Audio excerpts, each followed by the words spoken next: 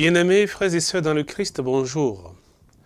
Bienvenue au dimanche de la solennité du Saint-Sacrement, le sacrement du corps et du sang du Christ, sommet de toute la vie chrétienne. Que la méditation des textes de ce jour nous introduise davantage dans le cœur de ce sacrement. Première lecture. Lecture du livre de la Genèse. Chapitre 14, versets 18 à 20. En ces jours-là, Melchisédek, roi de Salem, fit apporter du pain et du vin.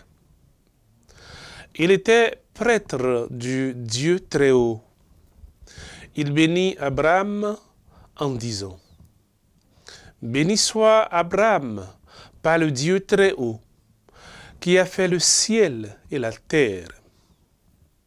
Et béni soit le Dieu Très-Haut, qui a livré tes ennemis entre tes mains. » Et Abraham lui donna le 10e de tout ce qu'il avait pris.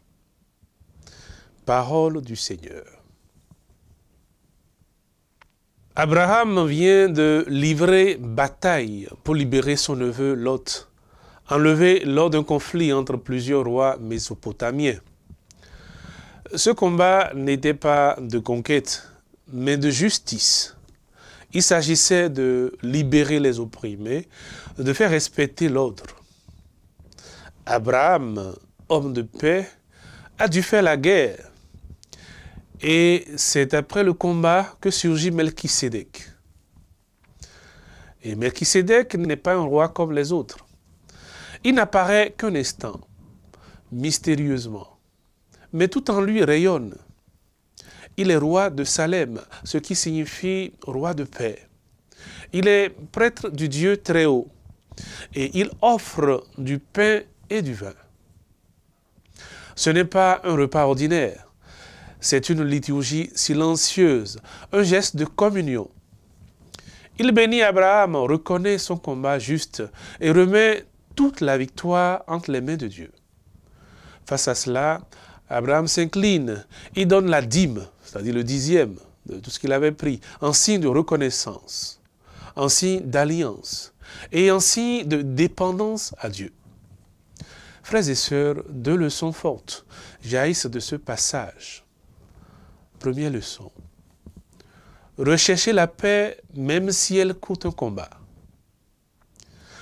Abraham ne cherche pas la guerre, mais il l'amène pour rétablir la justice. Cela nous dit que la paix n'est pas l'absence de conflit, mais le fruit d'un combat pour le droit, pour la dignité. Et ce que Dieu bénit ici, ce n'est pas la violence, mais la quête d'un ordre juste. Frères et sœurs, la paix se gagne parfois à la force des bras, mais toujours avec la force du cœur. La deuxième leçon. Offrir un sacrifice pour que la paix dure. Melchisédek n'apporte pas des âmes, mais du pain et du vin. Il ne proclame pas de traité, mais il bénit. Il rappelle que toute victoire vraie se célèbre devant Dieu par un acte cultuel. La paix ne se suffit pas à elle-même. Elle doit être confiée à celui qui la donne.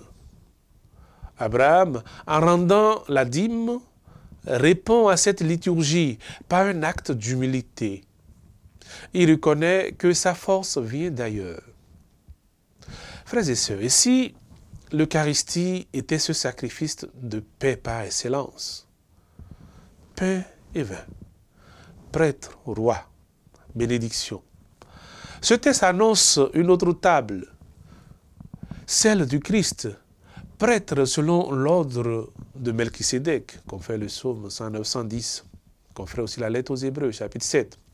Là aussi, du pain et du vin sont offerts, non plus seulement comme signe, mais comme présence réelle de celui qui est notre paix, comme fait Éphésiens 2, 14.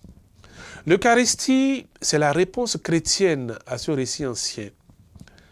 L'Eucharistie est le mémorial de la victoire de l'amour sur la haine, de la paix sur la mort.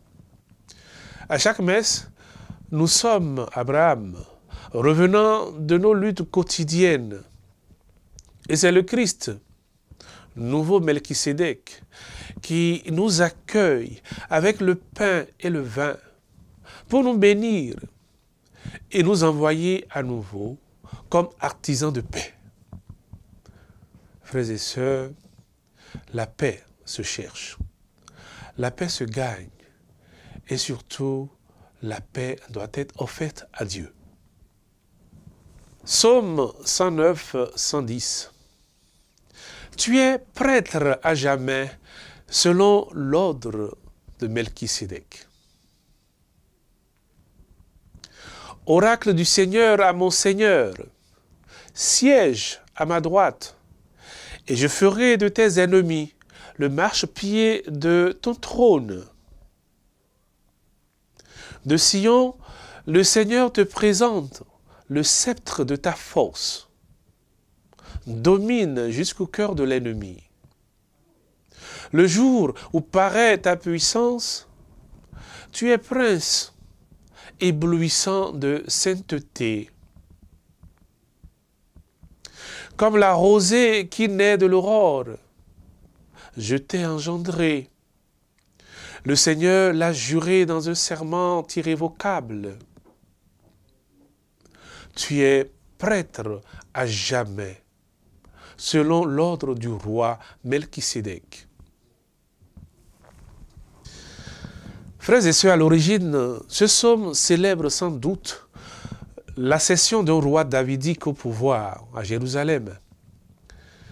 Mais rapidement, il prend une dimension prophétique et messianique.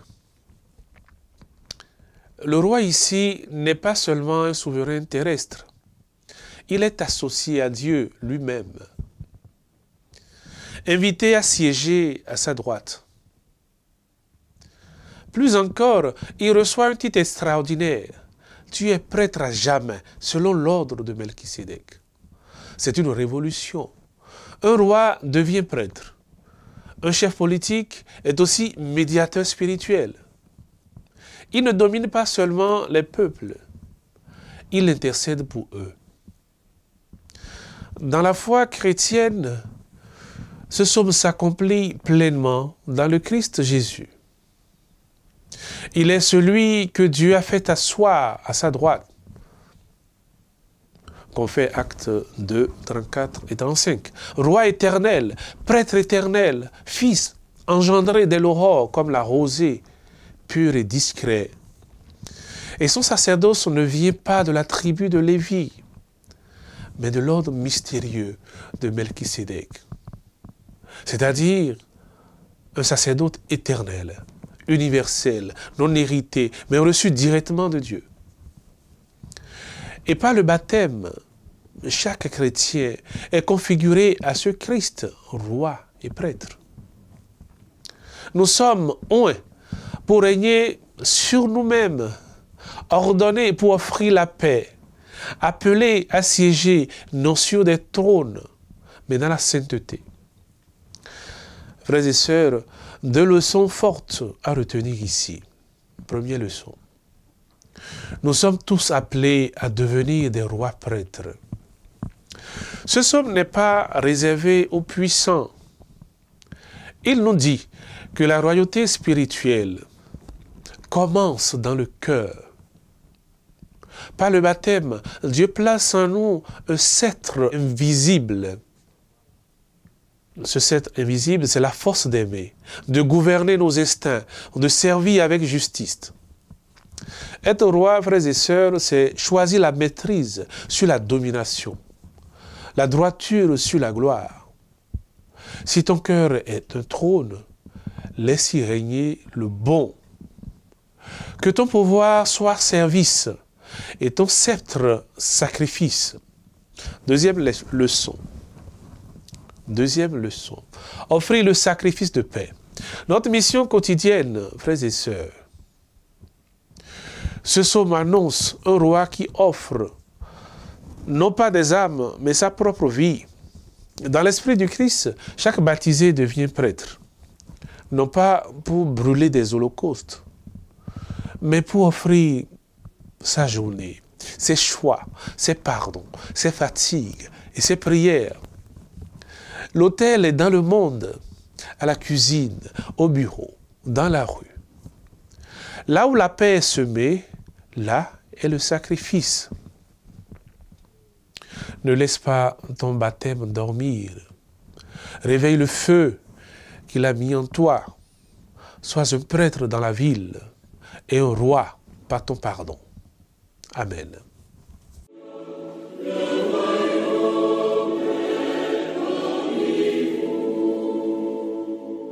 Deuxième lecture.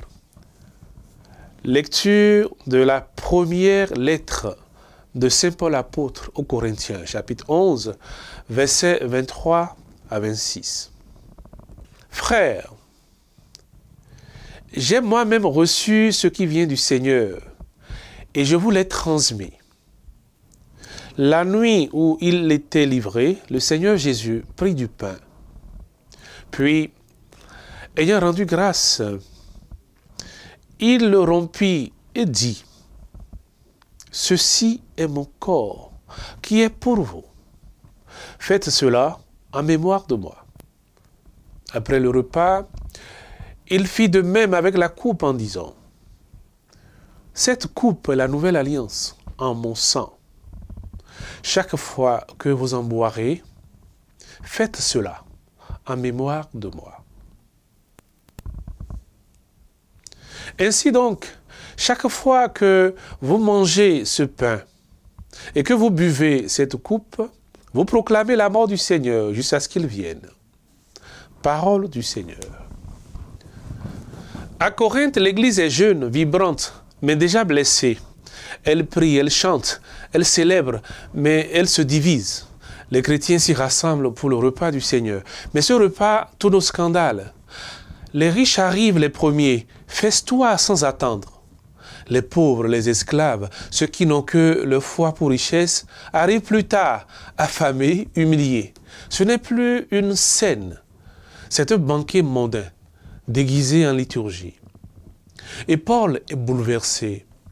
Non, ce n'est pas simplement un manque de savoir-vivre. C'est une fracture profonde dans le corps du Christ. Car ce corps, ce n'est pas seulement l'hostie, c'est l'Église. Ce sont les frères, ce sont les sœurs, ce sont les pauvres, les derniers. Diviser la communauté au moment même où l'on célèbre l'unité par excellence, c'est profaner le mystère. Alors, Paul intervient avec solennité. Il ne sermonne pas d'abord, il transmet. Ce qu'il a reçu du Seigneur, il le confie. Il recentre tout. Il ramène le regard, non sur les plats, mais sur la passion. Non sur les appétits, mais sur le sacrifice. Le cœur de la scène, ce n'est pas le partage d'un repas mondain. C'est l'offrande de Dieu qui se donne. 3 leçons pour nous aujourd'hui. Première leçon, l'Eucharistie ne supporte ni l'indifférence ni l'injustice. Ce que Paul dénonce, c'est l'hypocrisie d'un culte qui exclut pendant qu'il prétend unir. L'Eucharistie, c'est le sacrement de la communion, non seulement avec Dieu, mais entre nous.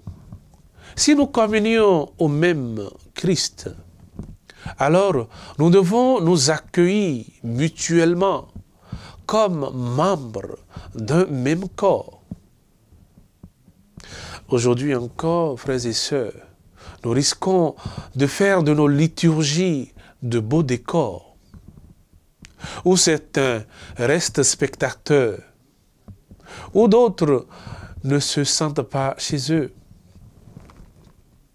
Pensons aux oubliés, aux pauvres, aux isolés. L'Eucharistie devient mensonge si nos assemblées ne reflètent pas la fraternité qu'elle célèbre. Frères et sœurs, il nous faut nous réconcilier. Il faut nous inclure les uns les autres. Ne pas exclure, accueillir à la table de Dieu. Il n'y a pas de favoritisme. Il n'y a que des enfants bien-aimés. Deuxième leçon. L'Eucharistie n'est pas un rite figé, mais un feu vivant. Faites cela en mémoire de moi, dit le Seigneur. Ce n'est pas une commémoration glacée, c'est une présence vivante, un mystère qui nous dépasse et nous rejoint. Dans le pain rompu, le Christ s'offre aujourd'hui, ici et maintenant. Et son sacrifice n'est pas du passé. Il se rend présent à chaque messe. Et nous sommes appelés à y entrer. Trop souvent, nous assistons à la messe comme on assiste à une pièce de théâtre. Nous regardons, nous écoutons, mais notre cœur reste au seuil. Pourtant, Dieu se donne et il attend que nous nous donnions nous aussi. Ne viens pas seulement pour recevoir, mais laisse-toi transformer, mon frère, ma sœur. Que chaque Eucharistie soit une réponse libre à un amour infini. Troisième leçon. L'Eucharistie nous forme à devenir des vivants donnés. Communier, ce n'est pas seulement recevoir le Christ, c'est devenir comme lui.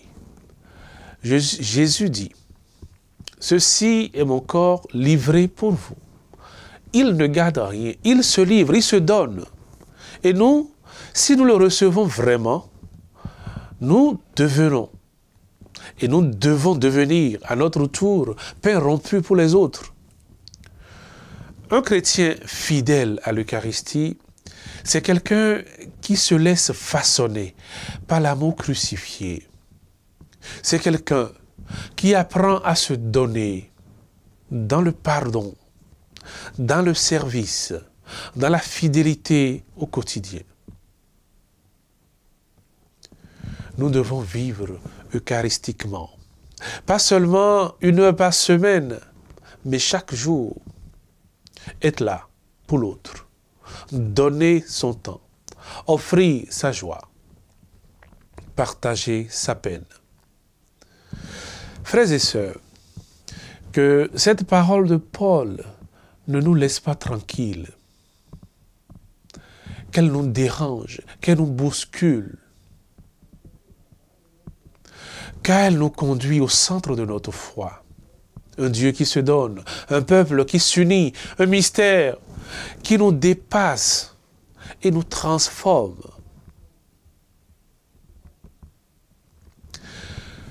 Chaque messe est une réponse à l'amour, une réponse à l'appel, une réponse à la croix.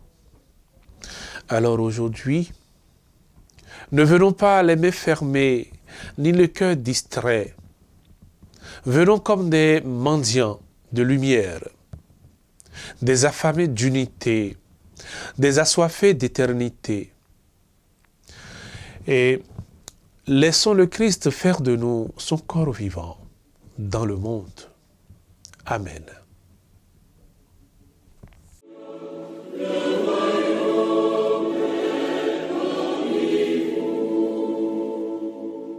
Évangile de Jésus-Christ selon saint Luc.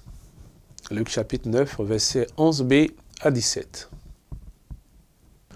En ce temps-là, Jésus parlait aux foules du règne de Dieu et guérissait ceux qui en avaient besoin. Le jour commençait à baisser. Alors, les 12 s'approchèrent de lui et lui dirent, « Renvoie cette foule, qu'ils aillent dans les villages et les campagnes des environs, afin d'y loger et de trouver des vivres. Ici, nous sommes dans un endroit désert. » Mais il leur dit, « Donnez-leur vous-même à manger. » Ils répondirent, nous n'avons pas plus de 5 pains et 2 poissons. À moins peut-être d'aller nous-mêmes acheter de la nourriture pour tout ce peuple.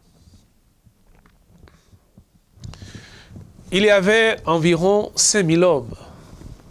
Jésus dit à ses disciples, faites-les asseoir par groupe de 50 environ. Ils exécutèrent cette demande et firent asseoir tout le monde. Jésus prit les 5 pains et les 2 poissons et, levant les yeux au ciel, il prononça la bénédiction sur eux, les rompit et les donna à ses disciples pour qu'ils les distribuent à la foule. Ils mangèrent et ils furent tous rassasiés. Puis on ramassa les morceaux qui leur restaient. Cela faisait 12 paniers. Acclamons la parole de Dieu. Jésus s'est retiré, mais les foules l'ont suivi. Des hommes, des femmes, des enfants, poussés par la soif d'un autre pain. Celui qui nourrit l'âme. Le désert n'effraie pas les cœurs affamés de vérité. Il le cherche, il le trouve. Et lui, le maître doux et humble, ne les renvoie pas. Il accueille, il enseigne, il guérit. Mais le jour décline, le soleil tombe, le lieu est désert. Et les disciples réalistes, pragmatiques, pressés par la logistique, disent à Jésus, renvoie-les, qui trouvent à manger ailleurs. Mais Jésus, dans un calme souverain, répond avec douceur et autorité. Donnez-leur vous-même à manger. Les disciples n'ont rien, aussi peu, 5 pains, 2 poissons. Mais c'est assez pour que le miracle commence.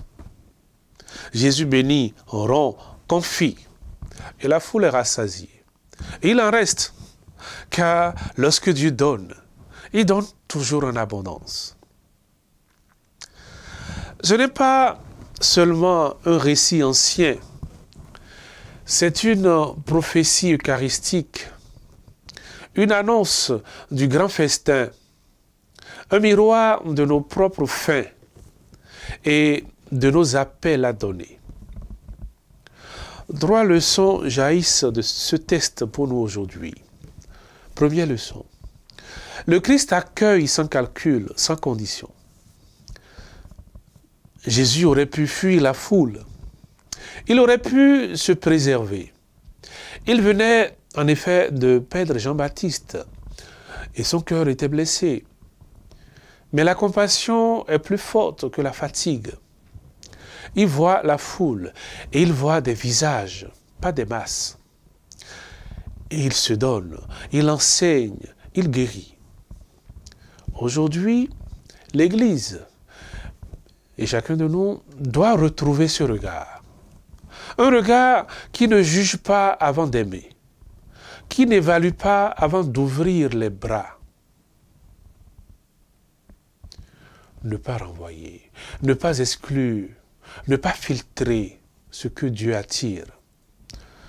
Frères et sœurs, toute âme a sa place auprès du Christ. À nous d'ouvrir le chemin. Deuxième leçon. Ce que nous avons, aussi peu soit-il, peut devenir source de vie. Les disciples n'ont presque rien, 5 pains, 2 poissons. Un rien ridicule face à la foule. Et pourtant, c'est dans ce peu offert que Dieu accomplit son œuvre. La logique divine ne commence pas dans l'abondance, mais dans le don humble. Ce que nous remettons entre les mains du Christ, temps, talent, énergie, pain quotidien, Il le multiplie. Frères et sœurs, offrons notre peu avec foi.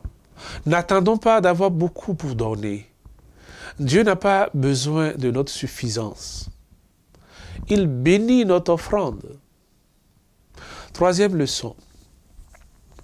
L'Eucharistie, c'est le sommet du partage. C'est l'école de la surabondance. Ce récit est un écho direct de l'Eucharistie. Il prend le pain, il rend grâce, il le rompt, il le donne. C'est déjà la liturgie en acte. Ce n'est pas seulement un geste de charité. C'est un geste de foi, un geste prophétique.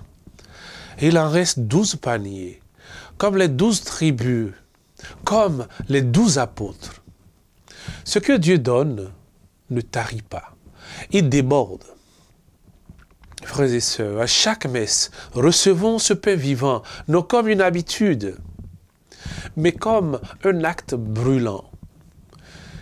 Et que ce don devienne en nous ferment de générosité. Frères bien-aimés, Dieu ne renvoie jamais les foules. Il les fait asseoir, il les regarde, il les nourrit, il les bénit. Aujourd'hui, nous sommes ces foules affamées de sens, affamées d'écoute, affamées de paix. Et Jésus, encore et toujours, nous tend le pain. Ne le laissons pas tomber. Ne restons pas à distance. Acceptons d'être nourris. Osons donner ce que nous avons. Et devenons à notre tour pain partagé pour le monde. Amen.